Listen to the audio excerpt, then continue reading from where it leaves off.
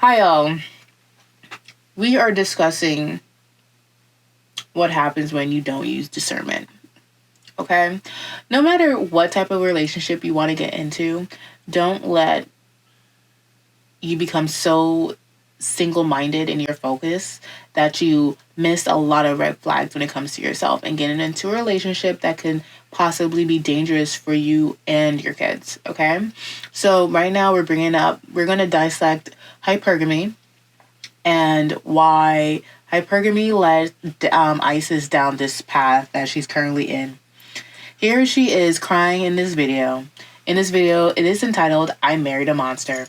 And we are talking about her because she posted this video on November 15th. And in this video, she's discussing, she's sharing the story with us about how she discovered that one of her baby girls, who was, I think, 2, her bottom parts looked a little, they looked a little not like how they should. And so when she asked her daughter what was going on, she said that it had something to do with her father. Immediately,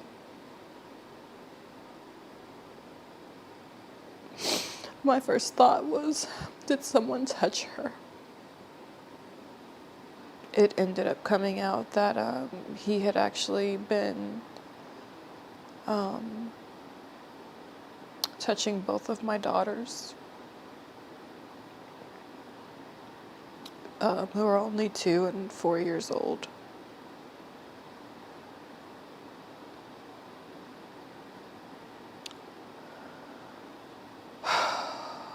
And that was 2 months ago. She found all that out. She said that, she married a monster and she was scared to post this video initially because she has built her entire platform on being a trophy wife, right? So here's her platform right now. It's called The New Trophy Wife, becoming the ultimate woman. So she makes videos discussing ways about how women can capture their dream life. She's talking about, know when it's time to walk away, establishing boundaries, think like a winner, have an ultimate guide to hygiene. It's giving foolishness. Like, on the surface, all these videos seem very like common sense and helpful. Like, who here wants to waste their time being with a dusty? Not me. All right, ladies, let's talk about 5 reasons why you can't attract a high value man. First reason is you look like a hoe. Okay, you are wearing clothing that is too short. Your titties are out. Your stomach, your midriff area is out. If you fell, all your goods would be showing. I can see through your clothing because the material is cheap. When I go on your social media, you're doing suggestive poses and you look like you're selling something. And this is a hypergamous dating handbook that she just released in February that goes over various approaches to getting a man with the goal of marriage, right? And keep in mind, even though we're being critical about hypergamy today, I don't think I necessarily have a problem with it. I think hypergamy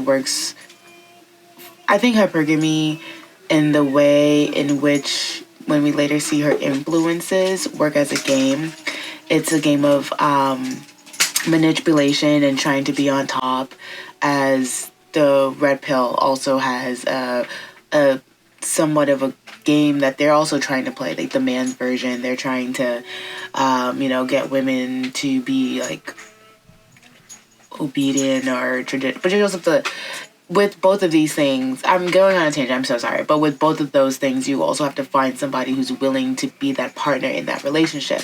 So if you're hypergamous, you're looking for a specific type of guy who is going to want a woman who's beautiful, who he knows he will have to do he would have to be really financially secure to make sure that she stays around, because she is looking for a certain type of life, because she didn't do all this makeup and all this. Like, look at her on this cover. She's not looking like this so that, her man could just be sitting at home on the couch. No, he's hustling. He's hustling and making her comfortable, okay? And I have no problem with hypergamy. I just think that people can get a little single-minded when it comes to it. With a lot of talk, it's all about it's all about the hunt for people when it comes to hypergamy, and it leaves little to converse about other things that might be important in this game called life. So. But I don't have no qualms. If you're able to get it, you get it. Me, I don't know if I could follow all these damn steps to find a man.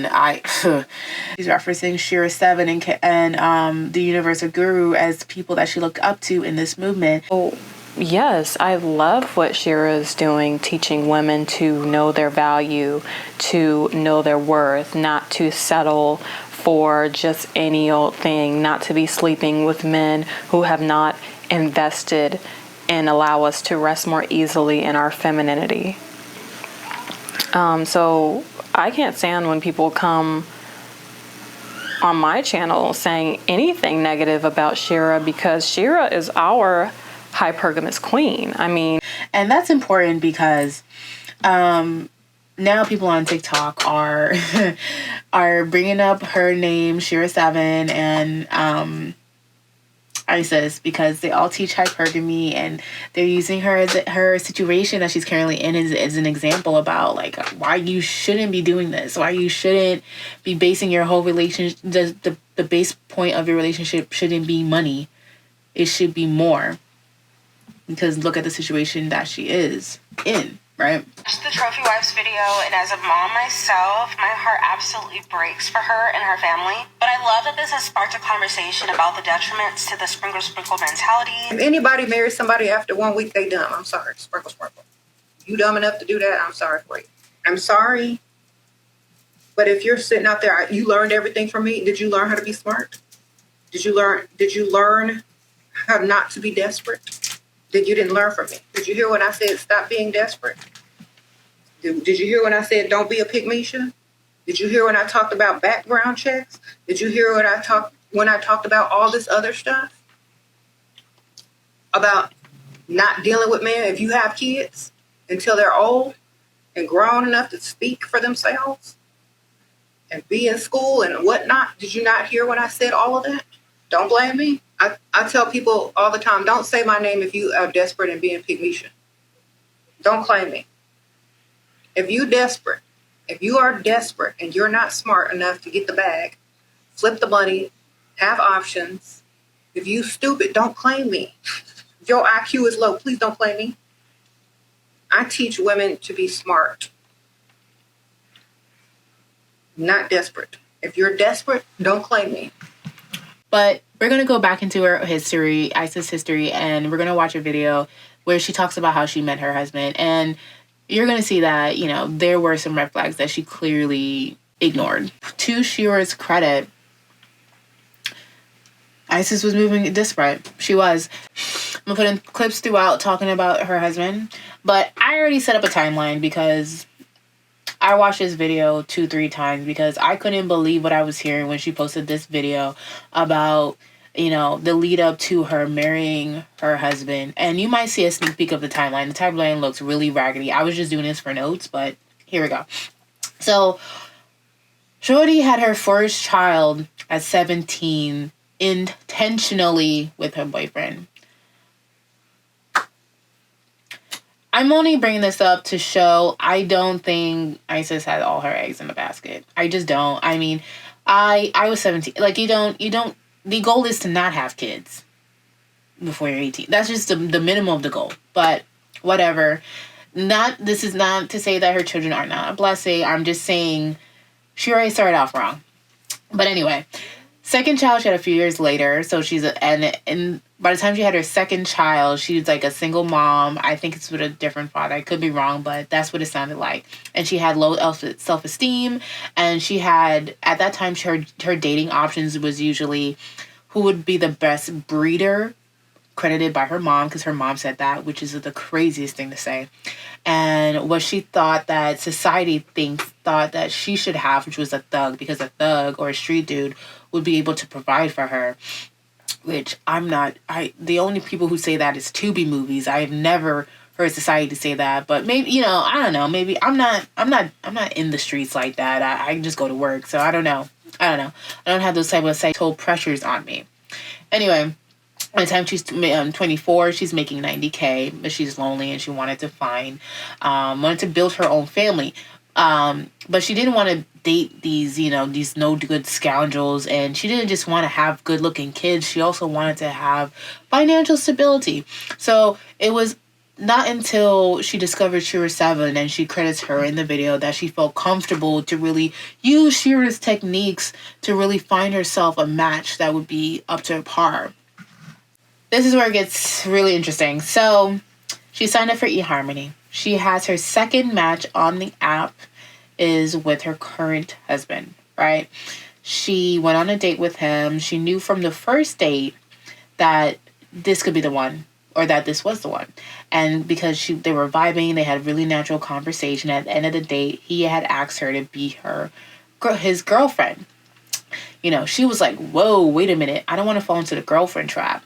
So I'm not going to do that, which is interesting. Because I feel like the girlfriend trap is a real thing, but that's after what, 2-3 years, not a couple of months. There is no trap after a couple of months. Like that's called the girlfriend portion of the dating experience is important, because that's the time when you get to know the person. But again, I'm jumping ahead of myself. So.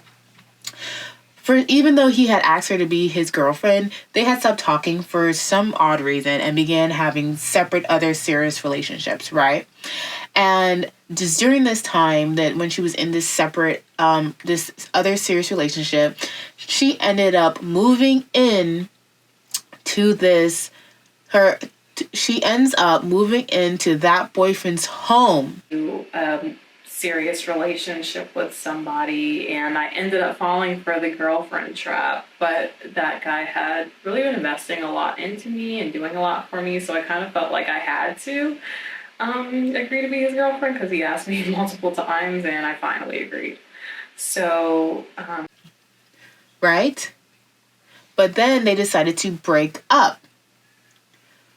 She moved in with this man during this time, and keep in mind, this has to be in relation to a couple months to each other, because she got married in underneath a year time. Okay. Let me rewind. So me and him ended up breaking up because he just didn't really vibe with my oldest son, who was 5 at the time. I could tell that he was really just putting up with my kids. He didn't really embrace them. I ended up breaking up with him, and we were living together. We were living together, and I just packed all my stuff and left. And it was crazy because the next day, my now husband, reached out to me and was like, "Hey, how are you doing?" Her now husband reached out to her and was probably was looking for a booty call, but he reached out to her and she was like, oh, yeah, whatever. And I'm like, LOL, I broke up with my boyfriend. Now I'm low-key homeless. And he was like, oh no, not my babies being out on the streets, because he also immediately claimed her 2 sons. And he was telling me oh, those are my boys. And he had genuinely really connected with my kids. And he was not the kind of man that was just being nice to them to get to me. It was very genuine. And that was one of the things that I really loved about him. Which is weird to me. I don't claim nobody's children, especially if I don't know them. That's just weird. But as strangers, y'all are still strangers. Why are you saying this is my son? No, that's strange. But again, okay. So, however, he was prepared. I think they were joking around or whatever. But he was like, the only way you can move in with me is if you move in with me as a wife. Okay. And who does that? That is strange. Again, stranger danger. This man's a stranger. He's like, the only way you can move in with me is as a wife. And then because he said that, they both started entertaining the ideas of them getting married. And throughout this entire thing, did you ever hear me say, Did you ever hear me or her say, if you want to go watch her video, I'll put a link below. Did you ever hear them talk about, oh, like he was a good leader. She had a great heart. You know, he saw what I wanted to do with my future. He wanted to pour into me. I wanted to pour into him.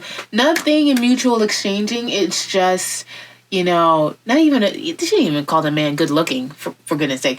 It's just, I'm desperate. I'm about to be homeless for the second time, so I need to move in. And he's like, sure, you can move in, but you gotta marry me first. And she was like, okay, bet. She decided to spend $300 of her money that she probably could have used to rent her own apartment, to put a down payment down on, you know, a lease or whatever. She decided to spend $300 of that to purchase him a ring. And then she sent him the ring that she purchased. And then that's when he was like, oh, so Shorty is serious. She thinks I'm serious. I'm going to be serious because what? He's deviant. Okay? I feel like at this point, like, he was just pulling out feelers, trying to see, like, how much marbles that she had in her bag. And he discovered that she had a few marbles because they were into doing some spontaneous stuff. Like, who does that? Because all of this happened, right? All of this between her getting, you know, having to move out of her other boyfriend's house, move into his house, you know, and get married, all happened within a week. And I think that's crazy. That's the end of the story. That's how they met. Okay? That is how they met, moved in, got married, all underneath a year. She never really reveals the timeline. And if there's ever like a video, because I didn't watch all her content, that she reveals the entire timeline of their relationship, I bet it would be wild. Because it's underneath the year. And in between that same year, she had another relationship. She was just moving too reckless. She's moving too reckless for somebody who already had 2 kids. Because there's no vetting process in this entire time that she was discussing this man. I don't know. Even with how she was moving, I'm like, does she have family that care about her? Did anybody say to her, like, yo, what are you doing? Why are you hopping from man to man with your 2 boys? This is strange. Your kids need stability. Why you keep on moving them into other...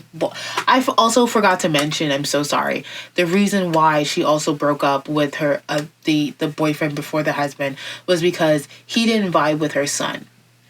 And in my head, I'm thinking, wait, you already introduced them to your son? That's not even the craziest part. The craziest part is you already have your son living with this man that he doesn't vibe with?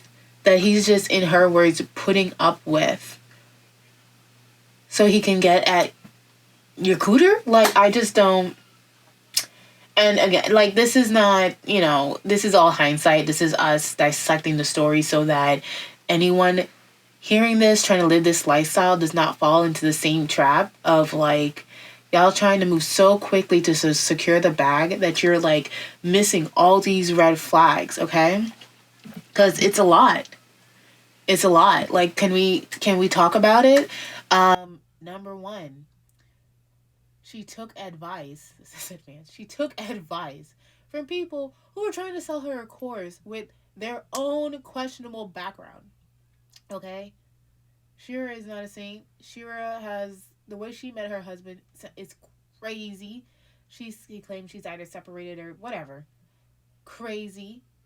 I'm going to show the video here. James had a wife and a girlfriend when I met him. I knew I could get him though. I didn't know when I first met him that he had a wife and a girlfriend. I found out later. But the only reason I stuck around is because I knew there weren't no competition. If I could date someone for 3 months, have him paying all my bills, and he got he was separated, and he's separated and has a girlfriend, and he haven't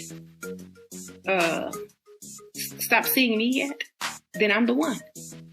If I could take him, then I can keep him. And I'm not just being confident. He was way older than me, you know. So I calculated that out correctly. I didn't take someone my same age. I didn't take someone who looked better than me. I took someone I knew I was going to be able to keep. And James was separated, not divorced. He might have been going back to his wife. I don't know. But I got him. You snooze, you lose. listen to SheraSevens, and a lot of y'all who are SheraSeven fans are like, no, she didn't, because if she did, she wouldn't have been online dating, because Shera against that. If she did, she wouldn't have let him meet her kids so soon, because Shera against that. She did like so many of y'all do, and she has selective hearing. That's what it is. That don't mean she didn't listen to Shera. It means she selectively listens to her messages, and she chooses the parts she want to abide by and the parts that she don't. She added her own little remix to it. But nevertheless, she was inspired by the lifestyle that is being promoted by SheraSevens. Now, let's be very clear. Shera is not responsible for grown adults and the stuff that grown adults choose to do. Shera can make all the videos she wants, and it's up to you as an individual as to whether or not you want to actually listen to what she's telling you and go follow those rules. Regardless of what video it is, regardless of what message it is your personal choice to take her messages and actually apply it to your real life. I ain't got no beef with Shera because I respect the hustle. I done said it before and I'll say it always. Shera is the woman version of Kevin Samuels, regardless of whether or not you want to admit it or not. They gave the same message. They preached the same message. All right? It's just with a different twist. But her hustle was the same hustle as Kevin. Just like I respected Kevin's hustle, I respect her hustle because it's the same hustle. It ain't no different than when the Pookies was out here listening to Kevin Samuels and forgetting the part about you actually having to have money in order to apply what Kevin was saying. Right? It's the same thing, same situation. But at the end of the day, like I said, is it her fault? No. It could never be her fault for grown people doing what grown people want to do. Right? But we ain't going to sit up here and act like the inspiration wasn't Shera, because it definitely was. All right, just like she's inspired a lot of y'all. But like I said, that selective hearing gets y'all every time. Y'all choosing and picking what you want to hear from people's messages completely different. Number 2, she moved in with 2 different boyfriends in underneath the year with her kids because her lease was up, which is nonsensical. Especially since Shorty had a job, which, if we go back to the timeline, she was making $90K. So at this time when she moved into a boyfriend, and because she said that, she was pouring into her so much, probably giving her so much money and like helping her up, that she was like, okay, I'll be your girlfriend. To me, in my head, because she wasn't able to secure a place to live in a more reasonable time, or hell, even go back to her mom, that I'm thinking that she may have quit her job. But, this is assumptions that I'm making. I don't know. The biggest red flag of them all, she only knew her freaking boyfriend for a week and then got married to him because he had a good job. And really a house to put all of them up in. And there's a 20-year age gap between them. And I think age gaps, once you have a generational age gap, I think that's something to consider. Because now you have to wonder the motives of the person. Why are they with me when there's a whole we are a generation apart? What is it about me that they are looking at that they see attractiveness in me? Like, what is attracting them to me? Is it my mind? Is it my values? Is it my body? Like, these are questions we need to start asking ourselves when we have such wide age gaps. Because it's 20 years. That's crazy. That's 2 high school reunions. She's 2 high school reunions, and then look at what, she's now claiming. So we had seen that video in which she discussed her meeting her perfect man, right? And she was very happy that she met her man. And during that, at the time that she made this. Sorry, I'm getting ahead of myself. At the time in which she's describing all these events and things like that, we now know that after that, he did that to her a couple of times for the first a few months of marriage. That is also crazy to me, because not only are we ignoring red flags that are occurring before our eyes, we're now putting rose-tinted glasses on situations that should not have rose-tinted glasses on them at all. Because once that happened to her, she should have pulled back from the relationship and been like, yo, this is weird. I'm going to give her grace on this because unfortunately she also reveals that she also was inappropriately touched, and she was also a product of being inappropriately touched. So I think she never really had any real support or never saw any real relationships growing up that were healthy or knew how to conduct healthy relationships. And this is also why you can't listen to everybody, because she's out here being a matchmaker to her two sisters. Interesting story, but I also helped two of my sisters to get married. They both got married in less than a year as well, so I'm really good at knowing how to get women the ring. To random people on the internet, teaching them things, and she herself doesn't have a healthy view on relationships. Look at the current situation that she's in. Not to beat on the poor woman, because I feel for her, and I more so feel for her kids. It's just, it has to be said, you really can't just believe what everyone says, because some people are just not living in their truth. They're hiding behind things. I went back to her video, and I saw that she had left a community post on her page 19 hours ago. It says, "Thank you for all the support. I can't begin to express what it means to us. And for those who wonder why I did this, I was left with no other option. If you feel compelled, please donate to start helping us start over. Anything helps. God will get the glory." I was kind of curious. I don't know what she means by I was left with no other option.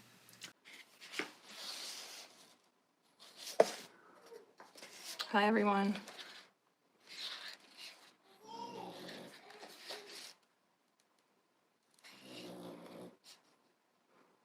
I couldn't get on here fast enough. I couldn't get on here fast enough when I heard people were trying to blame my son. I couldn't get on here fast enough. Couldn't get on here fast enough. I thought I heard someone who I've never met in my life coming on here trying to blame my son. Someone whom I've never met in my life trying to come on here and blame my son for the sick and disgusting things that my daughter's father was doing. This is not a game. This is not a game. How dare you?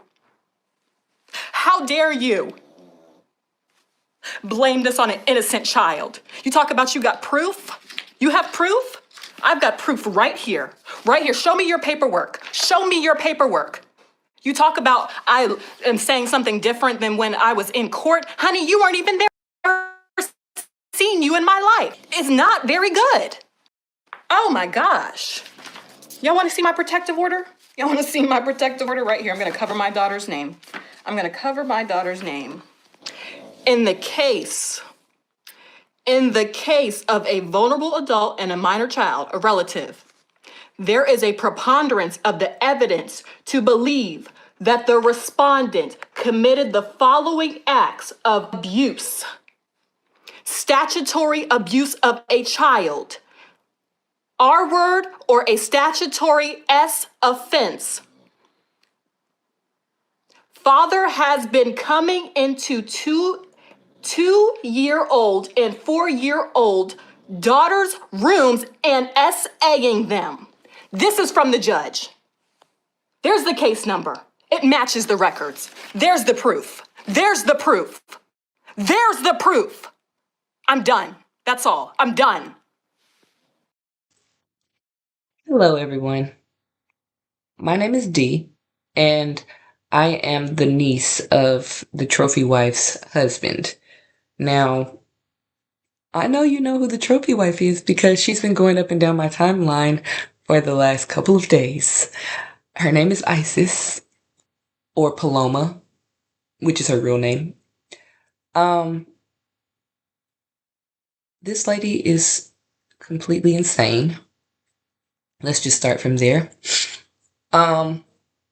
Background story.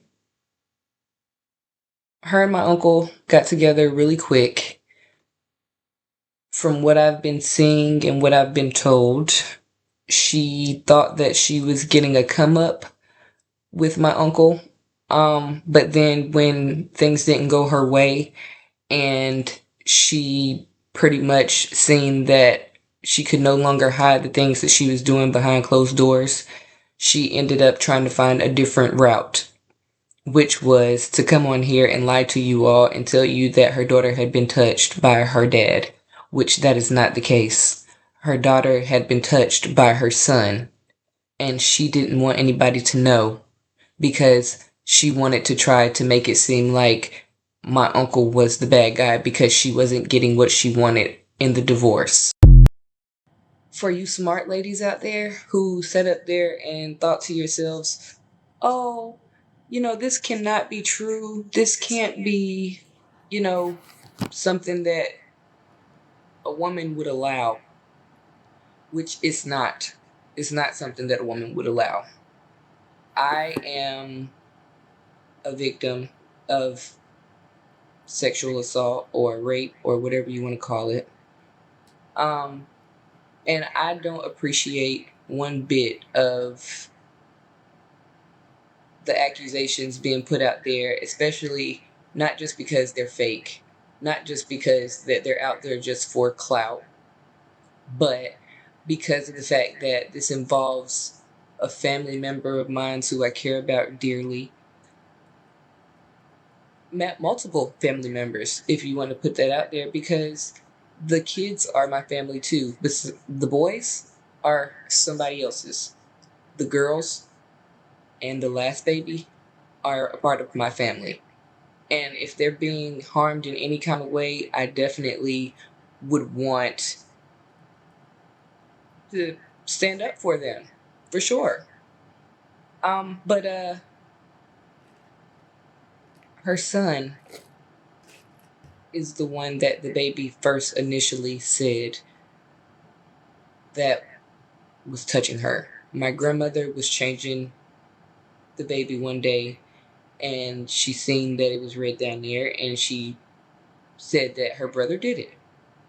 Now, when they went to court, the court did not believe what she was saying because Paloma had already ISIS had already put out a case against my uncle because my uncle was furious when he found out that her oldest son was touching the girls. So he went out and tried to, seek help to figure out what he should do about getting her son away from the girls so that they would no longer have to go through this.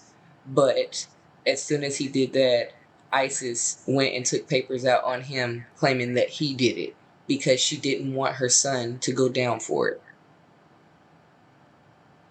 On top of all of this, she's sitting over here acting like she's the best parent in the world when if y'all go look for yourself, y'all will see that she has a child abuse case of her own. Her youngest son she tried to put it on my uncle that he abused her youngest son, which loves my uncle to death. But the day that her and her ex tried to put out there that my uncle had abused her son, he wasn't in the state. He wasn't nowhere near.